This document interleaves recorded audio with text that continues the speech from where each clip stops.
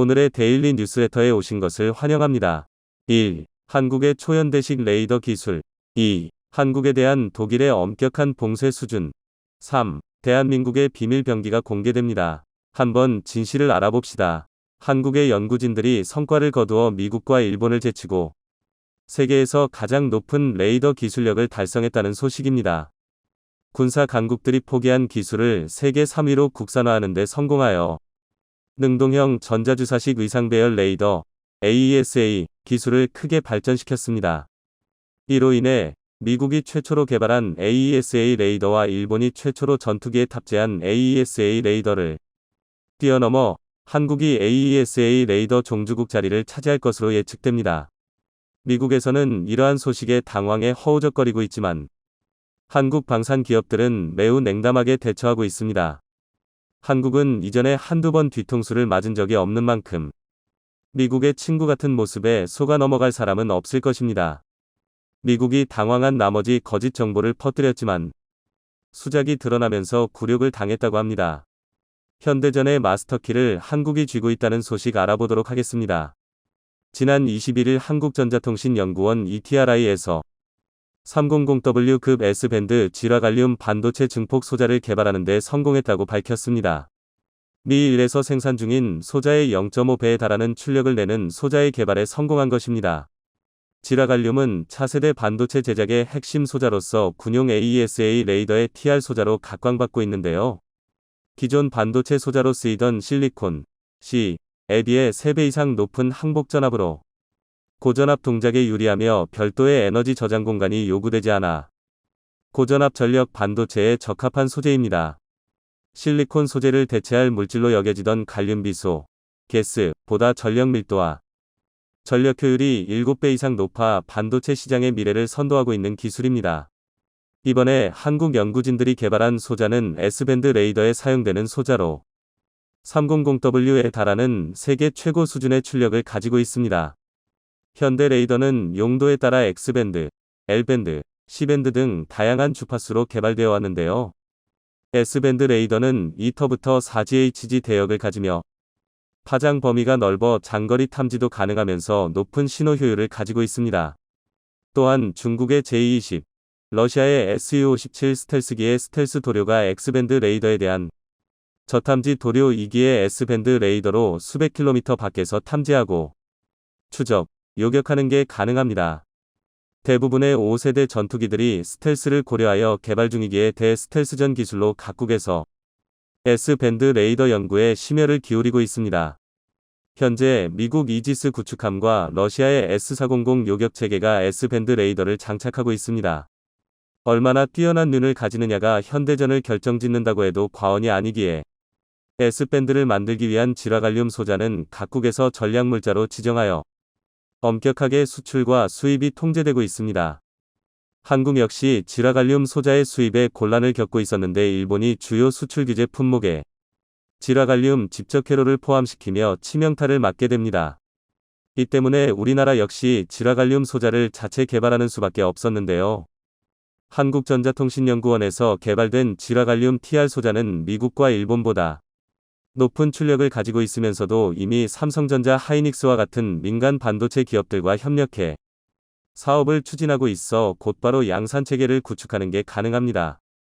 강동민 연구실장은 이 기술이 반도체 핵심 부품 국산화에 기여해 산업 경쟁력을 높이고 소재의 해외 의존도를 줄이는 데 도움이 될 수 있을 것이라며 국방 레이더 통신, 6G 차세대 이동통신 등 반도체 핵심 부품의 국산화와 일본의 주요 수출 규제 품목 중 하나인 지라갈륨 기반 집적회로 개발 연구도 심화할 예정이라고 밝혔습니다. 이번 연구 성과를 통해 한국은 세계에서 세 번째로 고출력 지라갈륨 소자 생산국의 자리에 이름을 올리게 되었습니다. 지라갈륨 소자 개발은 단순히 군사 분야뿐만 아닌 첨단 산업에 있어 광범위하게 활용될 수 있는 연구 성과입니다. 군수산업뿐만 아니라 반도체가 쓰이는 모든 곳에 적용될 수 있어 향후 막대한 부가산업을 유치할 수 있을 것으로 보입니다. 현재 우리 군은 육해공을 가리지 않고 사용되는 모든 레이더를 자체 개발하는 것을 목표로 하고 있었는데 이번 갈륨 소자 개발을 통해 단숨에 전자전 강국으로 도약할 수 있는 기반을 확보할 수 있게 되었습니다. 국산 레이더 연구는 매우 활발하게 진행 중으로 가장 기대받고 있는 분야가 KF-21을 필두로 한 전투기 탑재 AESA 레이더의 국산화 연구인데요. KF-21의 첫 파생형 계획으로 미국의 F-18을 개조한 EA-18 그라울러와 같은 전자전기가 고려될 만큼 국산 AESA 레이더를 장착한 KF-21은 세계에서 손꼽는 수준의 전자전 능력을 보유할 예정입니다. 현재 한화에서 KF-21의 AESA 레이더를 주도해서 개발 중이고 시제품을 보잉 737을 개조한 시험 항공기에 탑재해 테스트까지 완료한 상태입니다. 국산 AESA 레이더가 완성된다면 이후 소형화를 거쳐 FA-50 블락 20에 탑재될 예정이었는데요. 현재 LIG 넥스1에서 레이더의 소형화 연구를 도맡아 진행하고 있습니다. 그리고 최근 놀라만한 연구 성과가 발표되었는데요. LIG 넥스1은 레이더 소자 소형화를 통해 기존 레이더보다 강력한 AESA 레이더를 개발하는 데 성공했다고 밝혔습니다. AESA 레이더에 사용된 소자의 종류가 무엇인지 뿐만 아니라 얼마나 많은 레이더 소자가 탑재되었는지도 레이더의 성능을 결정짓는 중요한 요소입니다. KF-21의 AESA 레이더 소자 수가 1088개인데 그보다 훨씬 작은 레이돔을 가진 FA-50의 소형 AESA 레이더에 무려 1024개의 소자를 배치하는 데 성공한 건데요. 이러한 소자 소형화 기술을 KF-21의 AESA 레이더에도 적용할 경우 지금보다 최소 30% 이상의 레이더 면적을 확보할 수 있어 F-35의 레이더 소자 수보다 많은 1400개 이상의 소자를 적용하는 게 가능하다고 합니다. 거기에 기존 요구사항이던 8900W의 전력 소모를 7450W까지 낮추어 저전력 레이더 설계를 구현해 향후 소자 출력을 20%까지 업그레이드할 수 있을 것으로 보입니다. 한국의 기술력이 세계의 예측을 뛰어넘을 만큼 빠르게 성장하자 독점적인 지위를 유지하고 있던 미국이 다급해진 듯합니다. 최근 FA-50에 미국의 AESA 레이더가 탑재되고 공대공 미사일 암람과 통합되는 것을 미국에서 승인했으며 FA-50에는 미국제 AESA 레이더가 탑재될 것이라는 뉴스가 보도됐었습니다. 이 소식에 이제라도 미국이 승인해줘서 다행이라는 반응과 국산 레이더가 아닌 미국산 레이더를 장착하면 미국의 라이선스비로 뜯기는 게 너무 많으니 국산 레이더를 달자는 반응으로 의견이 갈렸는데요. 2010년대 중반 이후 미국은 외국제 기체를 대상으로 미국산 공대공 미사일 체계를 통합하는 것을 허가해준 적이 없었습니다. 본래 KF-21위 공대공 미사일로서 레이시온사의 AIM-9X 사이드와인더와 AIM-120C 암람을 통합하려고 했었지만 미국의 허가가 나지 않아 공대공 미사일로 유럽제 미티어 미사일을 선택했었습니다. KF-21위 첫 시험 비행에도 미티어 미사일의 모형을 달고 출격했었죠. 거기에 FA-50 블락 20매는 국산 AESA 레이더가 탑재될 예정이었기에 미국의 AESA 레이더가 필요한 것도 아니라 미국에 아쉬운 소리를 할 이유가 없었습니다. 그런데 갑작스럽게 폴란드에서 FA-50을 구매하며 폴란드 수출형인 FA-50PLN은 AESA 레이더와 공대공 미사일을 탑재할 것을 요구해왔습니다. 아직 FA-50에 탑재할 소형 AESA 레이더가 완성되지 않았었기에 2차 인도 예정일인 2025년까지 FA-50PL을 완성하기 위해선 미국제 AESA 레이더를 울며 겨자 먹기로 구매해 탑재할 수밖에 없어 보였습니다. 미국에서 통합 허가를 해줄지 여부가 불확실했기 때문에 FA-50 수출에 있어 걸림돌이 될 것으로 예측됐었는데 갑자기 미국이 통합을 승인하고 나선 겁니다. 보도된 바에 따르면 미국제 AESA 레이더와 중거리 공대공 미사일 AIM-120C 암람을 FA-50에 탑재해 연동할 수 있도록 미 정부가 승인했으며 레이시온사의 팬텀 스트라이크와 노스럽 그루먼의 SABR AESA 레이더가 경합하고 있다고 말했습니다. 이 기사에 따르면 FA-50에 미국제 레이더와 미사일이 탑재되는 게 확정된 것처럼 보이는데요. 그런데 KAI 관계자는 FA-50이 AESA 레이더로 무엇이 탑재될 예정이냐는 질문에 보도와는 상반되는 답변을 했습니다. KAI 관계자는 아직 FA-50에 탑재될 AESA 레이더는 정해지지 않았으며 KAI에서는 국산 AESA 레이더가 탑재되기를 원하고 있다며 이번에 보도된 사실은 미국 제조사 측에서 입찰을 유리하게 이끌기 위해 흘린 거짓 정보이지 사실이 아니라고 밝혔습니다. 언제나 AESA 레이더 기술에 있어서는 우위에 서 있던 미국이 거짓 정보를 흘리면서까지 한국을 견제하고 나선 겁니다. 현재 KAI 내부에서는 폴란드에 수출될 FA-50에도 한국에서 제작한 AESA 레이더를 탑재하자는 의견이 주류라고 합니다. 폴란드로의 FA-50 기체 인도 기한이 측박해 압박을 받고 있는 건 사실이지만 최근 레이더 소자 기술의 비약적인 발전과 국산 레이더 개발이 거의 막바지에 도달했다는 소식이 들려오면서 한국의 전투기 사업에서 완전히 배제될 수 있다는 위기감이 커져 언론 플레이까지 하고 나선 것으로 보입니다. 그만큼 미국 방산업체들이 우습게 보던 한국의 기술적 도약에 충격을 받은 것이죠. 이제는 당당히 미국과 자웅을 겨룰 수 있을 정도로 한국의 기술력이 성장하게 된 것 같습니다. 또한 AESA 레이더까지 국산화에 성공한다면 적대국에서 생산한 부품이 포함되어 있는 무기를 팔지 못하게 하는 원천 규제에서 자유롭게 되어 방산 수출의 걸림돌을 하나 더 제거하게 될 수 있을 것 같은데요. KF-21위 AESA 레이더를 개발 중인 하나시스템은 이탈리아 유수의 방산 기업인 레오나르도사와 항공기용 AESA 레이더 해외 수출 협력을 위한 업무 협약 MOU를 체결했었습니다. 한화시스템 관계자는 앞선 방산 수출을 통해 글로벌 방산 시장에서 국내 첨단 무기 체계의 기술 경쟁력을 입증할 수 있었다.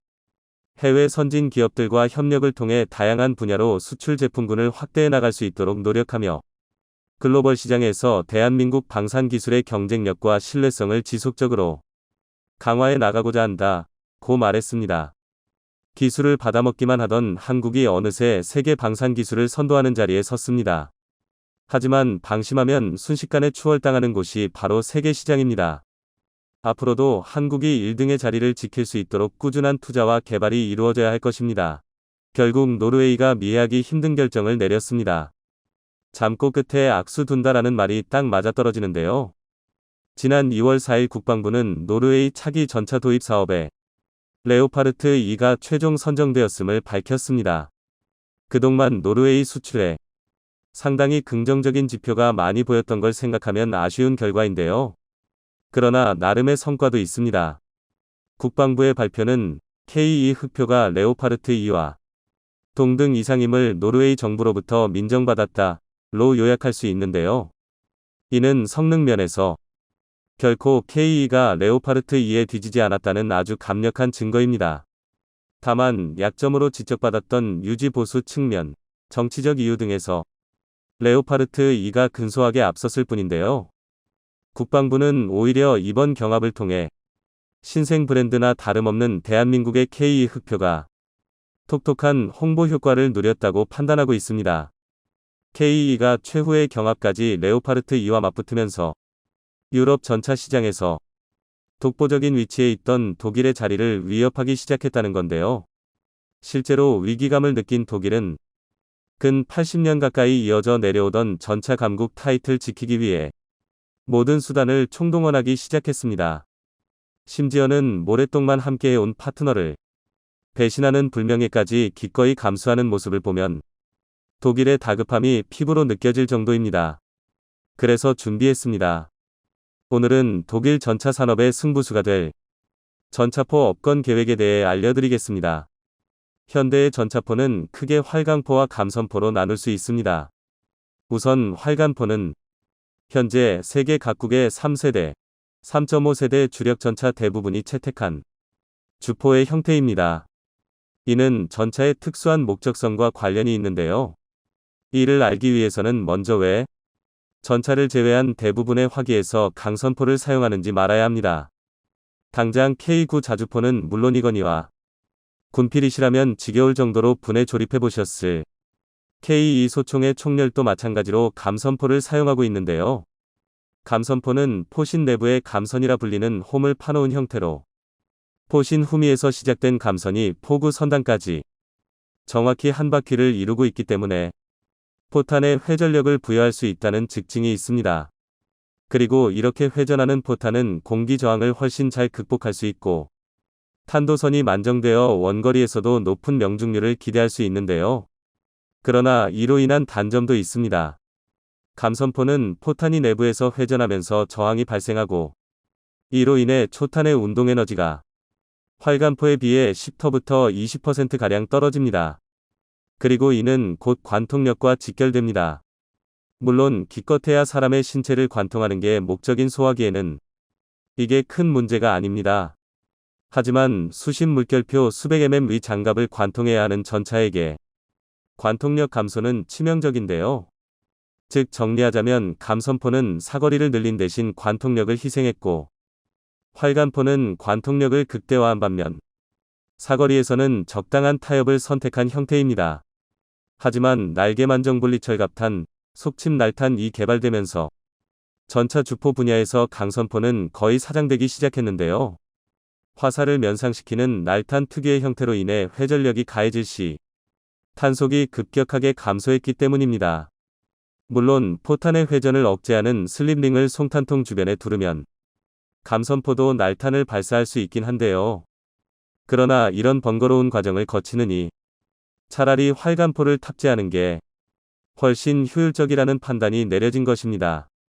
영국의 챌린저 2등을 제외하고 대부분 120mm 활강포를 탑재하고 있습니다.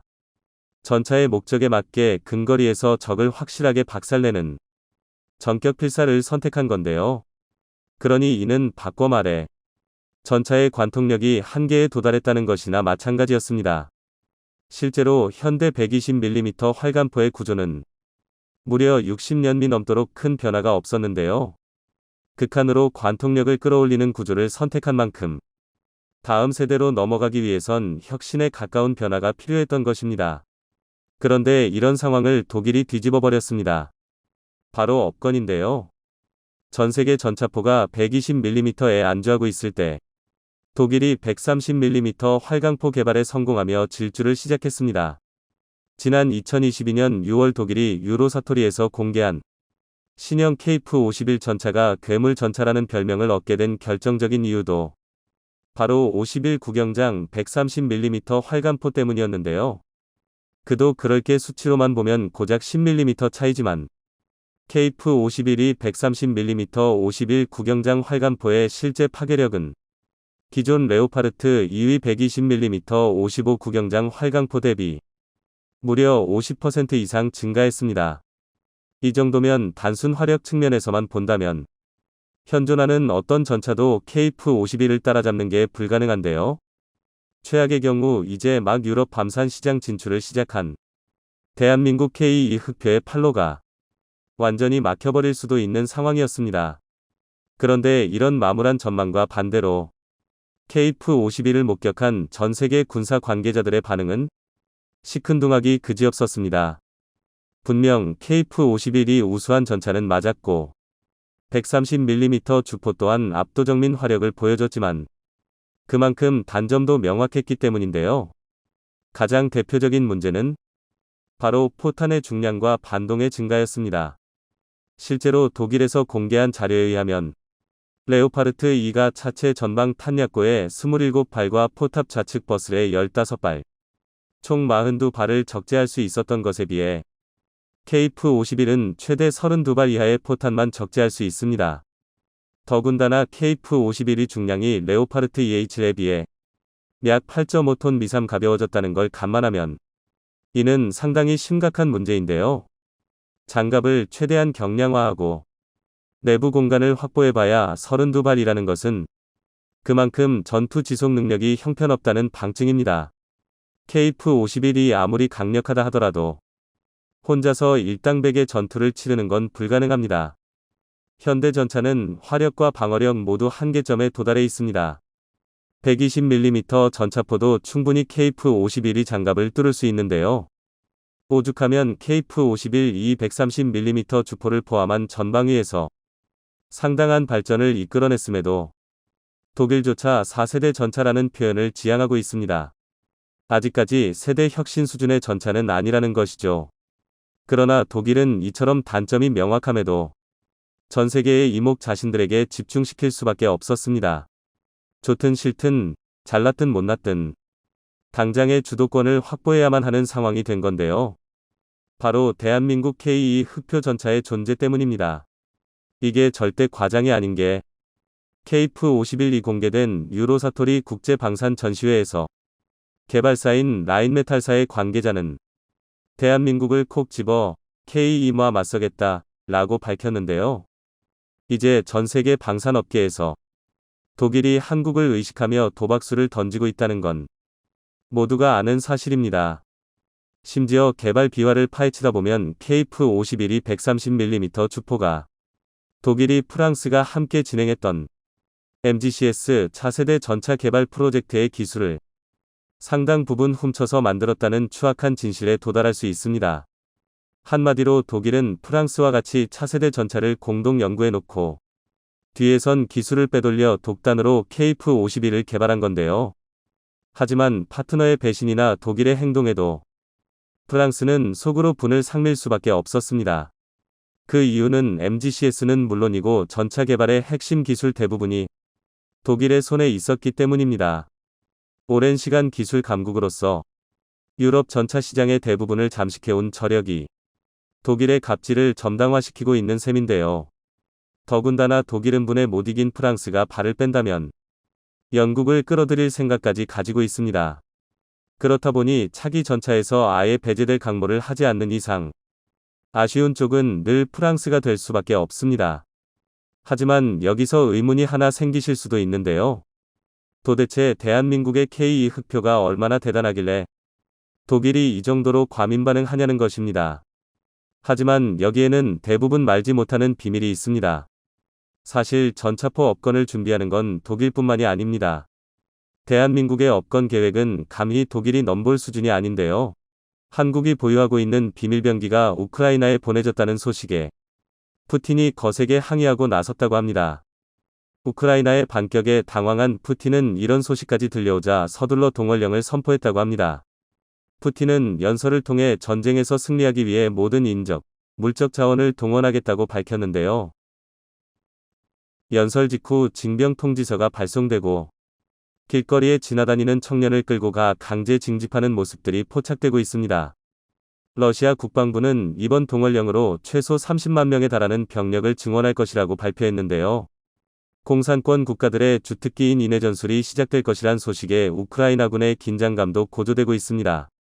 이번 반격으로 러시아군을 후퇴시켰지만 수세에서 공세로 전환한 우크라이나군의 피해도 만만치 않았기 때문이죠. 러시아의 동원령 소식에 우크라이나에서는 미국에 다급히 무기 지원 요청을 보내왔는데 목록에 포함되어 있는 한 무기 때문에 미 의회에서 제동을 걸었다고 합니다. 그런데 우크라이나에서 원하는 이 무기가 다름 아닌 대한민국의 무기고에 있다고 밝혀져 화제가 되고 있는데요. 우크라이나에서 제발 지원 좀 해달라고 비는 무기의 보유량이 한국이 세계 2위라고 알려져 러시아와 마찬가지로 인해 전술이 특기인 중공군 역시 화들짝 놀라고 있다고 합니다. 공산주의자들이 두려워하고 심지어는 국제조약으로 금지되기까지 한 비밀병기에 대해 자세히 알아보도록 하겠습니다. 지난 8월 9일경 우크라이나 군이 크림반도에 위치한 노도페도리우카 공항을 미사일로 공격해 러시아의 항공 전력에 심각한 타격을 입히는 데 성공했었는데요. 안전할 것이라고 생각했던 러시아 본토가 미사일 공격을 받아 러시아군의 사기에 심각한 타격을 준 매우 효과적인 공격이었습니다. 그런데 이 공격에 사용된 미사일이 미국에서 지원받은 집속탄 미사일이라는 의혹이 제기되었습니다. 공군 기지는 본래 항공 전력이 분산 배치되어 있기 때문에 한 번의 공격으로 유의미한 타격을 입히기가 어려운데요. 이번 공격에서 미사일 단 한 발로 러시아 흑해함대 공군 전력의 절반이 날아갔고 이 정도의 위력을 보여줄 수 있는 무기는 집속탄을 사용하는 ATACMS 미사일뿐이라는 것이죠. 미국은 공식적으로 ATACMS를 지원한 적 없다고 부정했지만 여전히 의심의 눈길을 받고 있습니다. ATACMS가 어떤 무기길래 미국에서 이토록 부인하고 있는 걸까요? 러시아의 동원령이 선포되고 우크라이나의 다급한 지원 요청이 이어지고 있는데 우크라이나에서 가장 간절하게 요구하는 무기가 바로 이 집속탄 미사일입니다. ATACMS는 M270M-LRS와 하이마스에서 발사가 가능한 집속탄 미사일로 단 한 발만으로 전세를 뒤바꿀 수 있는 위력을 가지고 있습니다. 하지만 미국에서는 집속탄을 지원하게 된다면 러시아를 자극해 핵을 사용할 수도 있다는 우려로 인하 지원 목록에 포함시키지 않고 있는데요. 집속탄은 한 발이 탄두에 수십, 수백 발이자 XE 들어있는 폭X를 말합니다. 단 한 발로 축구장 여러 개에 달하는 광범위한 영역을 초토화시킬 수 있어 미군에서 애용해왔지만 불발된 자탄으로 인한 민간이 피해가 상당해 현재 국제조약으로 사용과 제조, 보유가 금지된 상태입니다. 하지만 그 전략적 가치를 부정할 수는 없어 전쟁에 직면한 국가들에서는 집속탄을 사용하고 있고 미국 역시 집속탄을 대량으로 보유하고 운용하고 있는데요. 그중 가장 강력하다는 평가를 받는 집속탄이 바로 ATACMS 미사일입니다. 그런데 이 집속탄 미사일이 다름 아닌 한국에 대량으로 배치되어 있다고 하는데요. 지난 6월 북한의 미사일 도발에 대한 대응으로 ATACMS 미사일 8발을 동해상으로 발사했었습니다. 북한에서 가장 두려워하는 무기체계 중 하나가 바로 ATACMS와 같은 집속탄 무기들입니다. 시뮬레이션을 통해 집속탄의 위력을 확인해 보겠습니다. 집속탄 12U100을 장착한 KF-21 투하 북한 장갑차 부대 쏟아지는 강철의 비 이처럼 집속탄 단 한 발로 북한군의 기갑부대를 전멸시키는 게 가능한 무시무시한 위력을 보여줍니다. 현재 한국군과 주한미군을 합쳐서 500여 발이 넘는 ATACMS 미사일을 보유하고 있고 집속탄 탄두를 탑재하고 훨씬 긴 사정거리를 가진 현무이 탄도미사일도 600발이 넘게 보유하고 있습니다.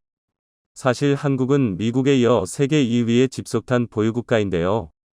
현재 국제조약으로 집속탄의 생산과 보유가 금지되어 있지만 대한민국은 북한의 막대한 보병 전력, 그리고 북한군과 함께 밀고 내려올 중공군을 막기 위해 집속탄을 포기하지 못하고 있습니다. 거기에 우리나라뿐만 아니라 러시아의 위협에 직면해 있는 폴란드, 우크라이나와 같은 국가들 역시 조약에 가입하지 않고 있습니다. 애초에 집속탄 금지 조약 자체가 문제가 있다는 의견도 제기되고 있습니다. 집속탄이 금지된 건 집속탄의 탄두 하나에 수십 발이나 되는 불발탄이 발생해 막대한 민간인 피해가 발생했기 때문이었습니다. 결국 2007년 2월 노르웨이 오슬로에서 46개국이 모여 오슬로 선언을 통해 집속탄의 사용을 금지하고 이후 뉴질랜드에서의 웰링턴 선언, 아일랜드에서 더블린 회의를 거쳐 유엔에서 공식적으로 집속탄 금지 협약을 발표했습니다. 하지만 모든 국가들이 집속탄 금지 협약에 동의한 것은 아닙니다. 한국, 폴란드, 우크라이나와 같이 전쟁의 위기에 직면한 국가에서는 금지 협약에 가입하지 않았습니다. 또한 미국, 중국, 러시아와 같은 강대국들도 참여하지 않아 유명무실한 조약이라는 말이 많았고 조약의 주축이 된 국가들이 전쟁과 멀리 떨어진 유럽 국가들이라 현실을 모르는 의선적인 협정이라는 말도 있었습니다. 현재 한국군은 ATACMS뿐만 아니라 대량의 집속탄을 보유하고 있는데요. 그 중에는 천무로 발사하는 것뿐만 아닌 전투기에 탑재할 수 있는 항공 X탄, 지뢰살포탄, 자주포용 이중목적 고폭탄 등 다양한 종류의 집속탄이 있어 언제든지 북한군의 머리 위에 강철비를 쏟아낼 준비를 마친 상태입니다. 여기에 한국군은 ATACMS를 대체할 더욱 강력한 집속탄 미사일들을 개발하여 핵무기에 준하는 화력을 갖추는 것을 목표로 하고 있습니다. 한국이 집속탄을 계속해서 생산하는 데에 대한 반발도 상당한데요. 집속탄 금지 조약에 가입해 있는 유럽 국가들은 한국이 비인도적인 살상병기를 계속해서 만들어내고 있다고 비난하며 천무를 생산하는 한화에 대한 제재를 가했었습니다. 이 때문에 한화에서는 집속탄 개발 부서를 자회사에 넘기기도 했었죠. 하지만 이는 매우 의선적인 행태라고 할 수 있습니다. 비인도적인 무기는 존재하지 않고 비인도적인 사용법이 존재할 뿐입니다. 우크라이나 전쟁에서 우크라이나와 러시아 모두 집속탄을 사용한 정황이 포착되었는데 두 국가의 차이점이 있다면 우크라이나는 러시아군을 향해 사용했다는 것이고 러시아는 우크라이나의 민간 지역에 사용했다는 것이죠. 금지 무기로 유명한 백린탄 역시 민간인을 대상으로 사용하는 게 금지되어 있을 뿐 군사 목표물을 대상으로는 어떠한 제약도 없습니다. 전쟁에서 비겁이란 단어는 존재하지 않습니다. 최대한 국민의 생명을 지키며 압도적인 승리를 추구해야 하기에 한국은 계속해서 집속탄을 사용해야 하고 절대로 포기해서도 안 될 것입니다. 미국 역시 이러한 힘의 논리를 잘 알고 있기에 집속탄을 포기한다는 뉘앙스를 보이면서도 새로운 형태의 집속탄들을 만들고 있는 상황이죠. 위태로운 국제 정세는 우리가 집속탄을 절대 포기하지 못할 이유를 늘려주고 있습니다. 러시아가 흔들리면서 같은 레드팀 국가들이 불온한 움직임을 보이고 있습니다. 동원령이 떨어진 러시아 수도 모스크바에서는 징집관들이 성인 남성으로 보이기만 하면 마구 붙잡아 징집 버스에 밀어넣고 있습니다. 이 같은 강제 동원에 러시아 전역에서는 반전 시위가 이루어지고 있는데요. 한 러시아 청년이 전쟁에 반대한다는 인터뷰를 한 직후 징집관들에 붙잡혀 끌려가는 모습이 찍히기도 했습니다. 징집을 피해 러시아를 탈출하고자 하는 행렬이 이어지고 있으며 러시아 극우주의자들은 Z 표식을 달고 전쟁을 옹호할 때는 언제고 자신들이 전장에 끌려갈 처지가 되자 반전주의를 외치고 있다고 합니다. 일각에서는 이번에 징집되는 러시아 병력이 대부분 비숙련병이기에 실질적으로 대단한 전력이 되지 못할 것으로 보고 있는데요. 군 전문가들은 이번 징집으로 러시아 병력의 순환이 이루어지면서 돈바스 지역에 전력을 증강할 수 있을 것으로 보고 있어 우크라이나가 절대로 방심해서는 안 될 것이라고 경고했습니다. 우크라이나 역시 병력 손실이 상당한 상태이기에 미국과 유럽의 러시아에 맞설 강력한 무기들을 요청하고 있습니다. 우크라이나의 분전으로 러시아의 패망까지 얼마 남지 않은 것 같습니다. 하지만 러시아의 영향력이 줄어든 틈을 타 북한과 중국이 무슨 짓을 할지 모른다는 우려가 커지고 있는데요. 러시아 전력이 약화되면서 주변국에서 민주화에 대한 목소리가 높아지자 시진핑은 카자흐스탄과 우즈베키스탄을 방문해 혁명은 꿈도 꾸지 말라고 강력하게 경고했습니다. 또한 미국의 대중안보회담 쿼드에 맞서 중국을 중심으로 하는 안보동맹 글로벌 발전 이니셔티브 GD1을 구성하여 러시아 전쟁이 끝나더라도 신냉전을 지속하겠다는 의지를 밝혔죠. 북한에서도 심상치 않은 움직임을 보여주고 있습니다. 최근 김정은은 핵을 절대로 포기할 수 없다는 의지를 보이며 핵무력 정책 법령을 수정했는데요. 다음과 같은 내용을 포함하고 있습니다. 지휘 통제 체계가 적대 세력의 공격으로 위험에 처하는 경우 적대 세력을 괴멸시키기 위한 핵타격이 자동적으로 즉시에 단행된다. 여기서 지휘 통제 체계란 김정은 본인을 의미하고 김정은에 대한 암X 공격 의협이 이루어지게 될 경우 언제든지 핵무기를 쓰겠다고 표명한 겁니다. 그리고 적대 세력의 공격이 감행되었거나 임박하였다고 판단되는 경우에도 핵무기를 사용할 수 있다고 명시하여 사실상 원하는 대로 핵무기를 사용하겠다고 선언한 것으로 보고 있습니다. 결국 미국이 핵무기를 허가해주지 않는 이상 한국은 대강력하고 더 많은 화력을 보유해야 합니다. 남의 나라에서 우리의 국방에 알가불가한다고 흔들려서는 안 됩니다. 필요하다면 집속탄이든 백린탄이든 할 수 있는 최대의 전력을 갖춰야 합니다. 우리의 적에게 한국의 발을 닿는 순간 결코 몸성이 돌아가지 못할 거라는 사실을 명확히 보여주길 바랍니다.